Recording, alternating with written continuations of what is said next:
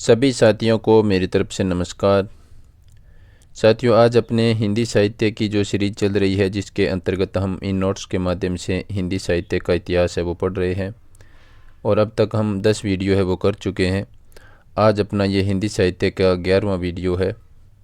यदि आप चैनल पर पहली बार विजिट कर रहे हैं तो आप चैनल की प्ले लिस्ट में जाकर के पीछे के सभी वीडियो है वो देख सकते हैं। और आज हम इस वीडियो के अंतर्गत साथियों हिंदी साहित्य के अंतर्गत सिद्ध साहित्य को पढ़ेंगे। और आपसे एक छोटा सा निवेदन कि आप वीडियो को पूरा देखें और चैनल को लाइक शेयर और सब्सक्राइब अवश्य करें। आइए शुरुआत करते हैं सिद्ध साहित्य से संबंधित महत्वपूर्ण फैक्ट के बारे में जानने के लिए आज के वीडियो की।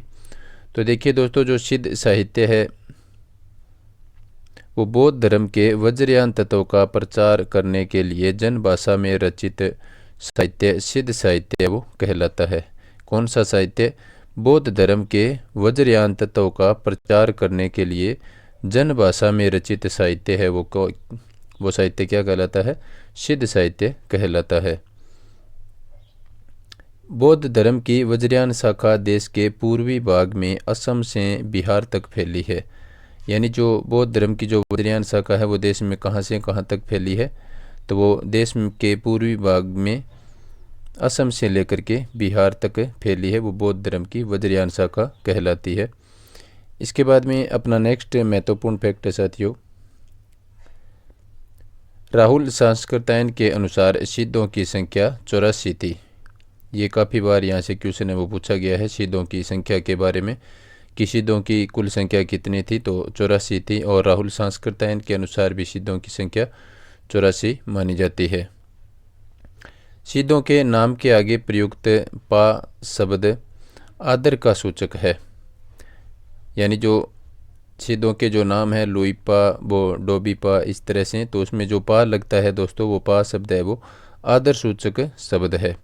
नालंदा या तक्षशिला वज्रयानियों यानी सिद्धों के प्रमुख अड्डे थे। कौन कौन से? नालंदा और तक्षशिला है वो वज्रयान यानी सिद्धों के प्रमुख अड्डे थे। बाद में ये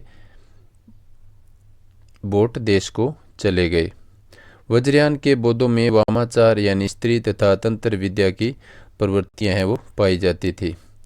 वामाचार के जो बौद्धों में वामाचार यानी स्त्री और तंत्र विद्या है वो इनके जो प्रवृत्तियां हैं वो पाई जाती हैं। इसके बाद में नेक्स्ट अपना फैक्ट है दोस्तों साथियों, हरप्रसाद शास्त्री ने इनकी रचनाओं का एक संकलन है वो बांग्ला भाषा में बौद्ध गान ओ दोहा नाम से प्रकाशित करवाया। किस नाम से? बौद्ध गान ओ दोहा। हरप्रसाद शास्त्री ने जो वज्रयानियों की जो रचना है इनकी रचनाओं का एक संकल्प बांग्ला भाषा में बौद्ध गान ओ दोहा नाम से प्रकाशित करवाया। यदि इसकी भाषा आपको पूछे तो बांग्ला भाषा हो जाएगी। और किसकी रचना है बौद्ध गान ओ दोहा? हरप्रसाद शास्त्री की रचना। मुनि अद्वैज और जिंदत सूरी ने सिद्धों की भाषा को संध्या या संध्या कह करके पुकारा है। क्या कह करके पुकारा है? संध्या या संध्या। मुनि अद्वैज ने, जिंदत सूरी ने, इन दोनों ने सिद्धों की भाषा को संध्या या संध्या कह करके पुकारा है। ये भी काफ़ी महत्वपूर्ण फैक्ट है। संध्या या फिर संध्या का अर्थ होता है कुछ स्पष्ट और कुछ अस्पष्ट। ठीक है, इसका यदि आपको अर्थ पूछे तो संध्या या संध्या कुछ स्पष्ट और कुछ अस्पष्ट इसका अर्थ हो जाएगा। नेक्स्ट है अपने गोरखनाथ का नाथ पंथ मूल रूप से वज्रयान शाखा का ही एक रूप है। इसके बाद में अपनी नेक्स्ट जो लाइन है वो है, सिद्धों की भाषा में उलटभाषी शैली का पूर्व है वो देखने को मिलता है। कौन सा रूप है? सिद्धों की भाषा में उलटभाषी शैली का पूर्व रूप देखने को मिलता है। सिद्ध साहित्य में तंत्र साधना पर वो बल दिया गया है। कौन सी साधना पर? तंत्र साधना में सर्वाधिक बल है वो दिया गया है सिद्ध साहित्य में। सिद्धों की साधना पद्धति में शिव शक्ति के युगल रूप की उपासना की जाती है। इसके बाद में है, सिद्धों ने जाति प्रथा और वर्ण भेद का विरोध किया। यहाँ से दोस्तों जो क्वेश्चन है वो किस प्रकार से बनता है कि यदि आपको यहाँ पर 4 प्रवृत्तियाँ देगा और उनमें से आपको पूछेगा कि निम्न में से कौन सी प्रवृत्ति है वो सिद्धों की नहीं है, या फिर 3 है वो नहीं देगा और 1 दे देगा तो आपसे पूछेगा कि निम्न में से कौन सी प्रवृत्ति सिद्ध साहित्य से संबंधित है। तो इस प्रकार से इन प्रवृत्तियों से वो क्वेश्चन बनता है। नेक्स्ट अपना फैक्ट है, सिद्धों की साधना पद्धति में शिव शक्ति के युगल रूप की उपासना की जाती है। इसके बाद में है, सिद्धों ने जाति प्रथा और वर्ण भेद का विरोध किया। इन्होंने ब्राह्मण एवं वैदिक धर्म का खंडन किया और सिद्धों में पंचमकार की प्रवृत्ति है वो पाई जाती है। पंचमकार क्या क्या है तो वो आप देख सकते हैं, मांस, मछली, मदिरा, मुद्रा और मैथुन। ये पंचमकार है जो सिद्धों में इनकी दुष्प्रवृत्ति है वो पाई जाती है सिद्ध साहित्य में। इसके बाद में अपने नेक्स्ट महत्वपूर्ण फैक्ट पर चलते हैं, जिसके अंतर्गत हम सिद्ध साहित्य की जो प्रमुख रचनाएं हैं उनके बारे में जानेंगे। तो देखिए दोस्तों, सिद्ध साहित्य की जो प्रमुख रचनाएं हैं वो इस प्रकार से हैं। पहली रचना हमने यहाँ पर ली है दोहा कोश। दोहा कोश के लेखक है दोस्तों सरहपा। ये देखिए इसमें पा आया है जो कि किसका सूचक माना जाता है, आदर सूचक शब्द है वो सिद्धों में माना जाता है। और इनके उपनाम है सरहपा के सरोज, वज्र, सरहपाद और राहुल भद्र। ये इनके 3 उपनाम हैं। जाति इनकी ब्राह्मण है और कुल ग्रंथ इनके कितने हैं सरहपा के 32 ग्रंथ है वो माने जाते हैं। इसके बाद में नेक्स्ट महत्वपूर्ण फैक्ट है दोस्तों, हिंदी के प्रथम कवि सिद्धों के सबसे पुराने सिद्ध मार्ग के प्रवर्तक जो सरहपा है वो दोस्तों वो हिंदी के प्रथम कवि माने जाते हैं, सिद्धों के सबसे पुराने कवि या लेखक हैं और सिद्ध मार्ग के प्रवर्तक है वो माने जाते हैं। कौन? सरहपा। राहुल सांस्कृतायन के अनुसार सरहपा का काल है वो 769 ईस्वी के आसपास माना जाता है। किसके अनुसार? राहुल सांस्कृतायन के अनुसार। और राहुल सांस्कृतायन है वो सरहपा को हिंदी का प्रथम कवि मानते हैं। ये अपने पीछे पढ़ चुके हैं। इसके बाद में दूसरी रचना है दोस्तों चर्यापद, जो कि सबरपा की रचना है। ये सरहपा के शिष्य थे। तो आपको यहाँ से क्वेश्चन पूछ सकता है कि सरहपा के शिष्य कौन थे? सबरपा। या फिर पूछे कि सबरपा के गुरु कौन थे? तो सरहपा। इसके बाद में नेक्स्ट है दोस्तों वज्र योगिनी साधना। इसके लेखक भी है वो सबरपा है। और इसके बाद में महामुद्रा वज्रगीति, इसके लेखक भी सबरपा है। इसके बाद में नेक्स्ट अपने चलते हैं, अगली रचना है दोस्तों लुईपाद गीतिका। लुईपाद गीतिका के जो रचनाकार है वो है लुईपा, और जो कि सबरपा के शिष्य है। यानी लुईपा के गुरु पूछे तो सबरपा हो जाएगा आंसर। इसके बाद में है डॉक्टर नगेंद्र के अनुसार लुईपा का स्थान है वो 84 सिद्धों में सबसे ऊपर माना जाता है। किसके अनुसार? डॉक्टर नगेंद्र के अनुसार। किसका स्थान सर्वाधिक या सबसे ऊपर माना जाता है? तो लुईपा का। और सिद्धों की संख्या कितनी है? 84। इस प्रकार आप इनको अच्छी तरह से याद रखें। इनकी साधना का प्रभाव देखकर उड़ीसा के तात्कालिक राजा तथा मंत्री इनके शिष्य हो गए थे। किस राज्य के राजा? उड़ीसा के राजा और मंत्री एवं इनके शिष्य हो गए थे। किनके? लुईपा के। इसके बाद में नेक्स्ट अपनी रचना है दोस्तों वो है योग भावनोपदेश, जो लिखी है कुकुरिपा ने। किसने? कुकुरिपा ने। योग भावनोपदेश के रचनाकार कुकुरिपा। चलते हैं अपनी नेक्स्ट रचना पर, सिद्ध साहित्य से संबंधित। यह है अक्षर द्विकोपदेश। कौन सी रचना? अक्षर द्विकोपदेश। इसके रचनाकार डोबीपा।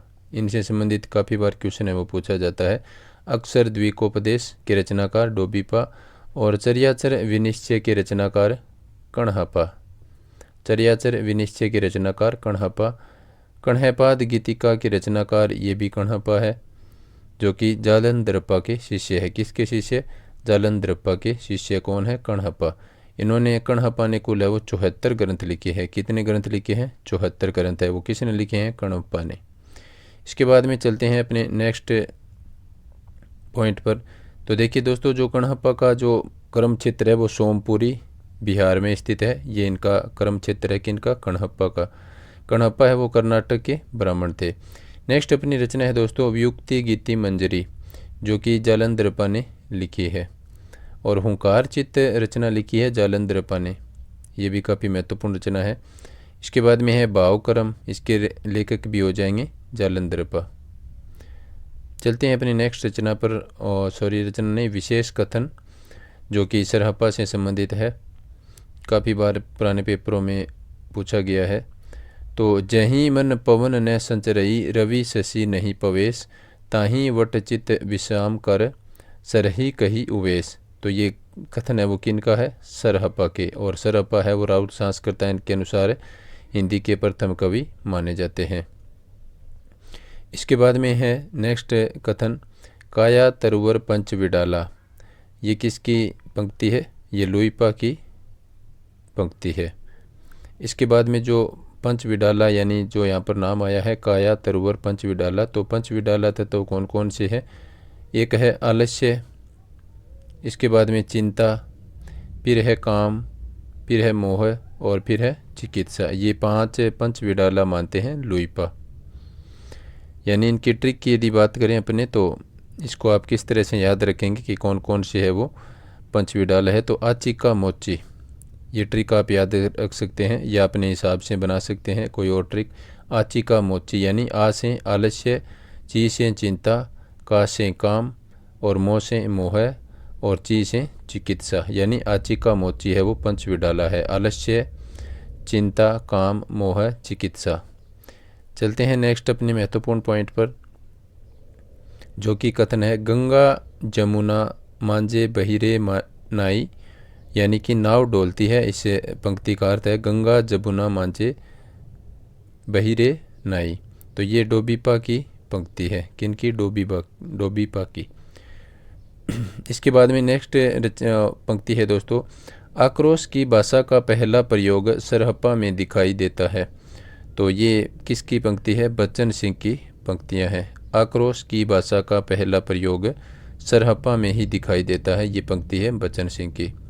इसके बाद में नेक्स्ट पंक्ति है, जो जनता तत्कालिक राजाओं की स्वेच्छाचारिता या पराक्रम एवं तपन से त्रस्त होकर निराशावाद के गर्त में गिरी हुई थी, उसके लिए सिद्धों की वाणी ने संजीवन बूटी का काम किया।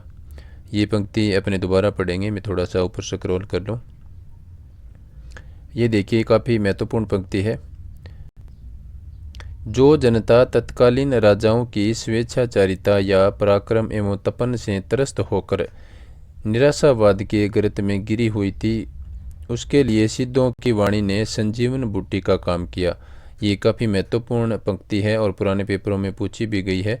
तो ये पंक्ति किनकी है? ये पंक्ति है हजारी प्रसाद द्विवेदी की। इसको आप अच्छी तरह से याद रखें। ये पंक्ति दे करके आपसे पूछेगा कि ये निम्न में से किस विद्वान की है वो पंक्ति है। तो इसको याद करने के लिए एक छोटी सी ट्रिक भी मैंने बना रखी है, सिद्ध संजीवन बुंटी द्विवेदी। सिद्ध संजीवन बुंटी द्विवेदी यानी सिद्ध संजीवन बुंटी, ये तीनों शब्द इसमें आए हैं। संजीवन बुंटी, तो सिद्ध साहित्य के बारे में बात कर रहे हैं तो सिद्ध आ गया, और संजीवन बुंटी द्विवेदी, सिद्ध संजीवन बुंटी द्विवेदी। यानी इन पंक्तियों को आप देख करके समझ जाएंगे कि ये हजारी प्रसाद द्विवेदी की पंक्ति है। चलते हैं अपने नेक्स्ट महत्वपूर्ण फैक्ट पर। हिंदी में सर्वप्रथम चौपाई और दोहा पद्धति का प्रयोग है वो सरहप्पा की रचनाओं में मिलता है। ये भी काफ़ी महत्वपूर्ण है। यहाँ से क्वेश्चन बन सकता है कि हिंदी में सर्वप्रथम दोहा और चौपाई पद्धति का प्रयोग है वो किन की रचनाओं में मिलता है? तो इसका आंसर हो जाएगा सरहप्पा की रचनाओं में। नोट लगा करके मैंने लिखा है कि कवित्व और सवैया शैली के प्रथम प्रयोक्ता कौन थे? रस खान।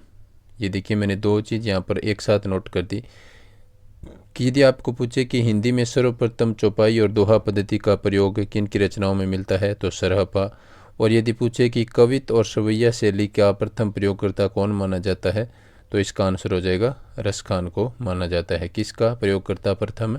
कवित्व सवैया शैली का। तो दोस्तों इस प्रकार से ये आज का अपना वीडियो था। नाथ साहित्य के बारे में अपने कल के वीडियो में पढ़ेंगे।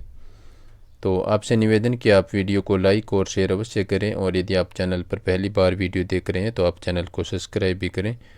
वीडियो देखने के लिए सभी साथियों का धन्यवाद। नमस्कार।